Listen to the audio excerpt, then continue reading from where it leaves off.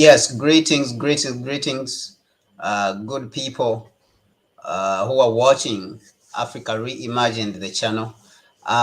We had a discussion, a great discussion about what we called the dream, the vision, and the reality of the African nation. Now, what do we mean by this? We had a discussion with the elder Zizwi from the All Africa Revolutionary Party on an extensive basis, and we were talking about this. We were discussing about this reality of the African nation from a vision, from a dream to a vision and to a reality by this generation. But I want to elaborate a little bit more by what I mean by this. Dr. Nkrumah, many years ago, conceived the idea of of a vision of unifying the continent and creating the continent and making it into a nation. But what did Dr. Nkrumah mean, and where did he get this from? Dr. Nkrumah got this from the Honorable Marcus Garvey, Dr. Nkrumah himself, because he read the works of Honorable Marcus Garvey extensively. So this is where Dr. Nkrumah got this understanding of unifying the African continent. Okay, so when we are talking about, I've pulled this onto the screen. When we are talking about the dream, we are talking about Honorable Marcus Garvey. When we are talking about the vision, we are talking about Dr. Kwame Nkrumah. That is the vision, and we are talking about the reality. That is the African nation or the African Union. Now, the embodiment of the reality of the vision of Dr. Kwame Nkrumah and the dream of Honorable Marcus Garvey. Honorable Marcus Garvey, dreamt about a united Africa or an African nation, one people, one destiny. Okay, so all these was Honorable Marcus Garvey's dream of having an African nation. Now, Dr. Nkrumah would come and actualize that dream and turn it into a vision. And the embodiment of that vision and dream is what we see is the African Union today. Regardless of what you say or what we all say that the African Union has done and has failed to do, or the Organization of African Union has failed to do. But this, for you, the person who's watching, a Pan-Africanist or an African who's out there, the African Union is the embodiment of what Honorable Marcus Garvey dreamt and what Nkrumah envisioned. This is it. This is the reality. So this is the power of a dream. You've heard many times saying that dream something, dream as far as you can go, dream even the impossible. Okay, so some dreams actually you may get them and you may not be able to actualize them as a person, but you can sell these dreams to your children, you see, and your children, because these dreams, you believe so much in them, your children may be able to actualize those dreams. And your children, if they are not able to achieve those dreams, they can, if that dream is very powerful, they can sell that dream to their grandchildren, to your grandchildren, who are their children also. So this is to a certain level, they may be able to achieve it. So this is what we are talking about. This is what we mean by the African nation, from a dream to a vision to reality. Okay, to reality. The Organization of African Unity achieved whatever it achieved. Amidst, it was created amidst the protestations against Nkrumah's actualization of a union government of African states, because he was pushing it hard. He had the political power, he had the tools, so he thought it only right to use those tools to create the union government and actualize the vision which he had, which was the dream that Honorable Marcus Garvey had, many years before he could die. So we formed the Organization of African Unity, but it was a compromise, as we know. It was a compromise because Nkrumah wanted us to have a union government to run the affairs of the African continent. And this would prevent the exploitation that is going on even in what we see today. So the Organization of African Unity would be formed because there's no way they could stop the power which Nkrumah was exhibiting that time. The power he had come with, the dream and the vision was so powerful that the only way for them to slow it down, to slow the idea of unifying the African continent down, was to form a watered down organization which looks like an NGO, and hence we got the Organization of African Unity. But during that period, we were supposed to get a union government, like how you see the government in China, the Chinese Communist Party in China. We were supposed to get something like that. So this dream was so powerful that it was irresistible. It was extremely irresistible. This vision, this dream that turned into a vision was so powerful that it was irresistible, that there's no way they could do nothing about it. And so they formed the Organization of African Unity, and they compromised instead of forming the union government, like we said. And then as time went on, when the imperialists were able to penetrate through this organization, it was weakened, and people started looking for answers. Structural adjustments were unleashed on the continent, and the continent was pushed back into the hands of colonialism and imperialism, into today what we have as neocolonialism. But that organization in 2002 would be transformed again in Sati in Libya into the African Union. And the purpose of transforming this into the African Union was for us, for this African Union to fast track the process of unifying the continent to the level which Nkrumah envisioned, to the level which Honorable Marcus Garvey envisioned. And that is why I always say that our continent and our people and our nations of Africa, our states of Africa, are supposed to be built on the ideas of Honorable Marcus Garvey. Our continent is not supposed to be built on the ideas of the Western world, the ideas of Bill Clinton, George Bush, Obama, Tony Blair, or whoever is in the Western world, or Winston Churchill, and all these neoliberal, politicians. Our continent, our economies, our politics are supposed to be built on the ideas of Honorable Marcus Garvey, on the ideas of Dr. Kwame Nkrumah, on the ideas of Chika Anta Diop. So if you see a politician or a leader, any leader who's running around and does not have these ideas, just know that one is a sellout. He's trying to sell you. He's trying to sell the African people to external forces, and they are championing these ideas of neoliberalism. Just know outright that this person is selling out the African people. This person is selling out the African continent. It is plain simple.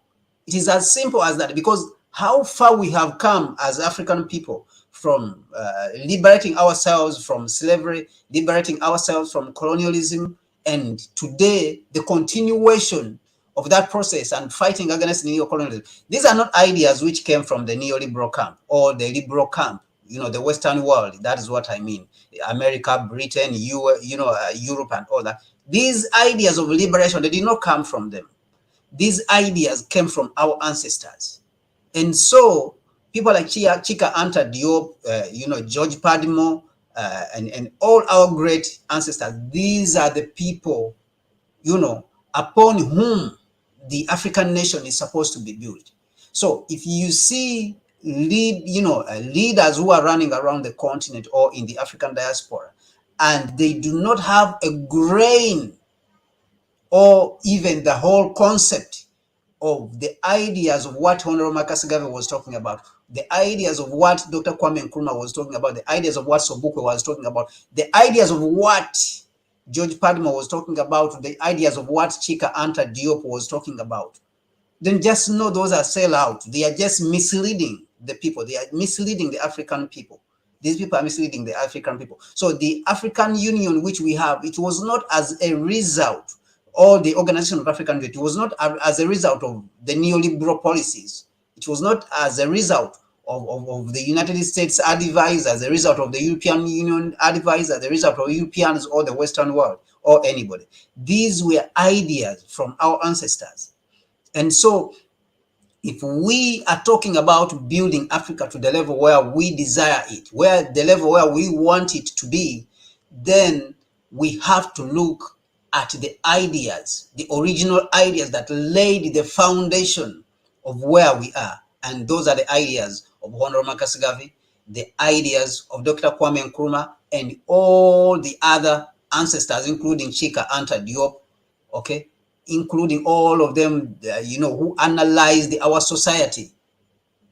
George Padmore, like I've spoken about Sobuku, I've already spoken about him, okay?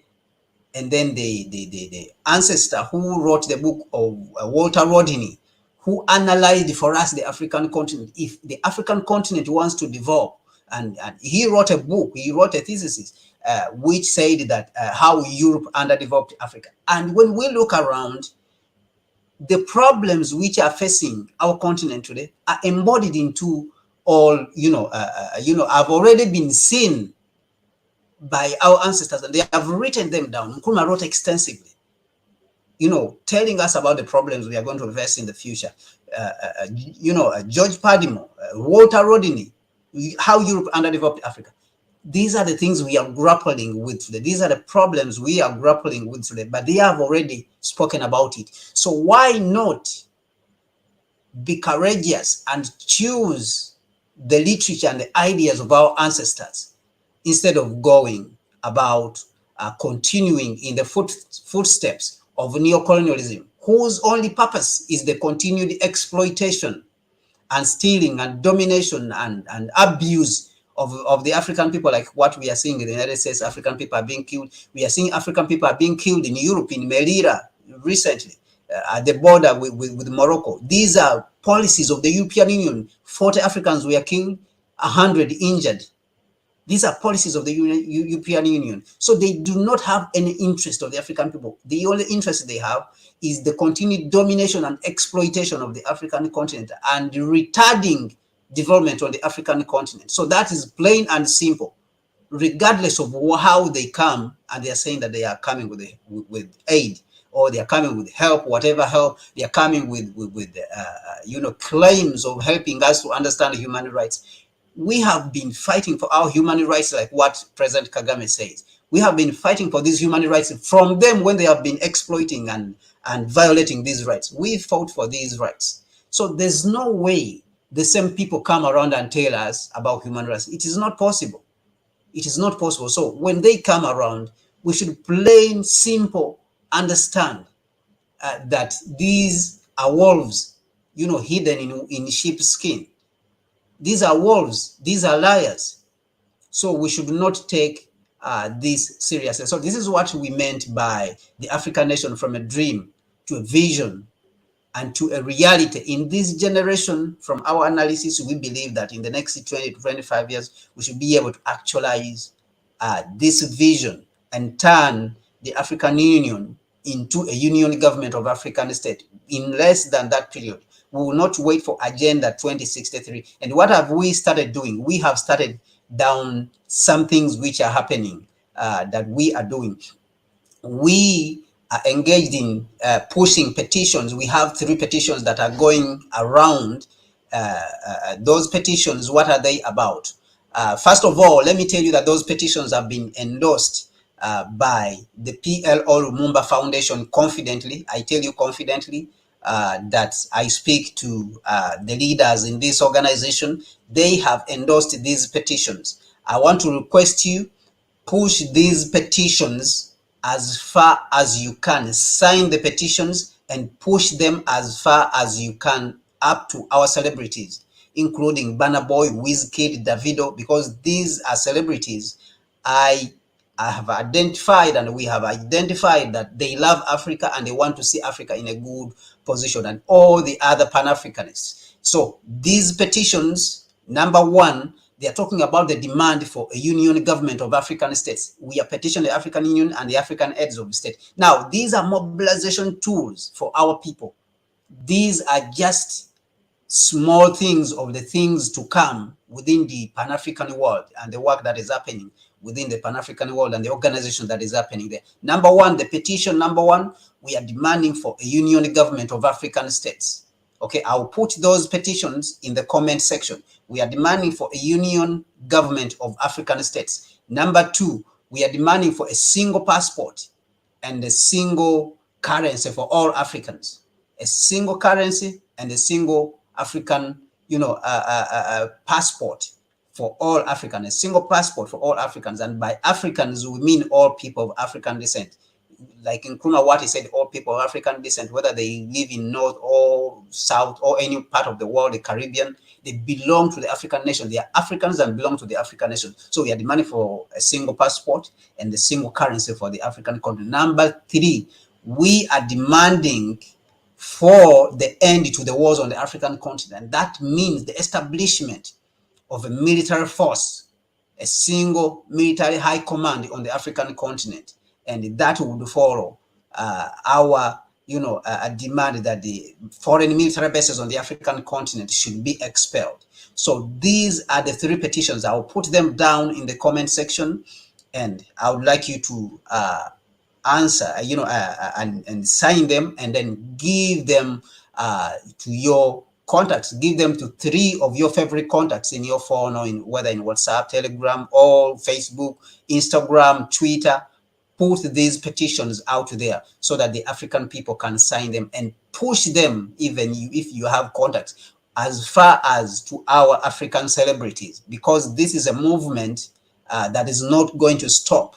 This is not a movement that is going to stop. It is not going to stop until we achieve the union government that was envisioned by our ancestors. Like I said, we are operating on ideas which were conceived by our ancestors, not ideas, not the neoliberal ideas, not ideas.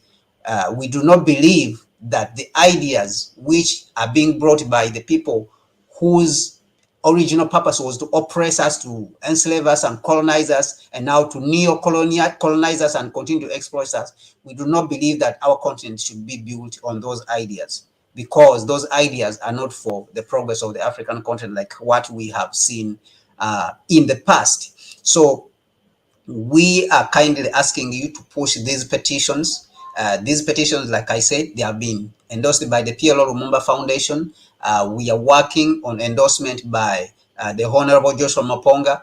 We are working also on other endorsements, but PLO Lumumba Foundation has already endorsed Dr. Susan. Pan-African Daily TV has already endorsed them. Sister Shanice has already endorsed them. Sister Shanice's show, the famous YouTuber and African media personality. We know her very well. All these people have signed and they have endorsed these petitions. The other person who was endorsed is called Dr. Edmund Folfak, who is a renowned oncologist at Ohio State University Medical Center. Oncologist, I mean, he's a doctor of cancer. So all these people have endorsed, they have endorsed these petitions. So I want to request you, sign the petitions in the comment section here below and the description, and then we will take it from there as African people. We love you very much. The channel is called Africa Reimagined. My name is Kwame Gonza, and the analysis has been on the African nation, from a dream to a vision to a reality. And we have to do something if we want to actualize the dream of a nation, of the African nation. And that is what we are doing, and be part of that work. I want to thank you very much. And Africa must unite. Africa must unite. Africa must unite.